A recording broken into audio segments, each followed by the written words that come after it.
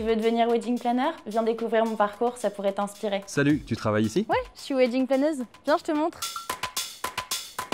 Ça consiste en quoi ton métier? Ça accompagner les couples dans leur mariage, donc le plus beau jour de leur vie. Donc les accompagner en fait dans l'organisation globalement de A à Z, dans la recherche de lieux, dans la recherche de prestataires, parfois même les aider sur toute la partie décoration et surtout coordonner en fait tous les prestataires le jour J. Donc, mon rôle c'est vraiment de les décharger, de les accompagner dans cet événement heureux. Tu as fait quoi comme études ou comme formation? J'ai fait un bac général. Et ensuite, après mon bac, je suis rentrée en école de communication à l'EFAP. C'est connu pour l'école des métiers d'attaché de presse, mais maintenant c'est beaucoup plus global et donc on a accès à tous les métiers de la communication. Donc j'ai fait un MBA, donc j'ai fait 5 ans d'études à l'EFAP où je suis partie pendant 1 an à Shanghai. Et ce qui était top, c'est que j'ai pu chaque année faire un stage dans différents domaines de la communication, ce qui m'a vraiment permis de découvrir un petit peu tous les secteurs et de savoir ce qui me plaisait le plus. Quel cours ou discipline t'a été le plus utile pour ton job actuel? C'est forcément le cours d'événementiel, c'est toute la partie théorique en fait qui m'a réellement projeté sur quel était le métier de chef de projet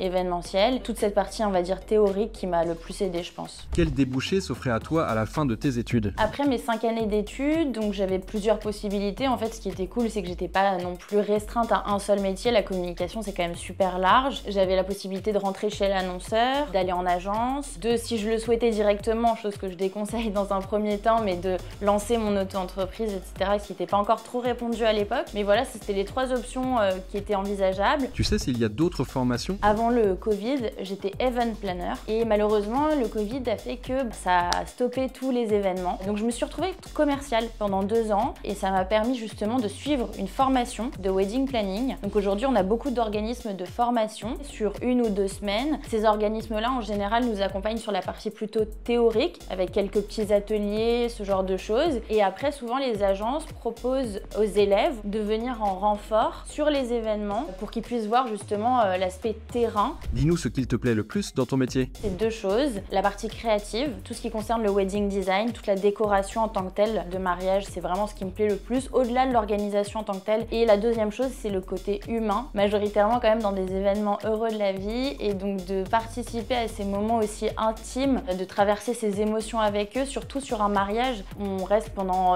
1 année au minimum avec nos mariés. J'en parle, j'ai les frissons, donc c'est pour vous dire. On a toujours la petite larme à l'œil. On les chérit, on se dit que c'est nos petits mariés et voilà, c'est ce qui me plaît le plus.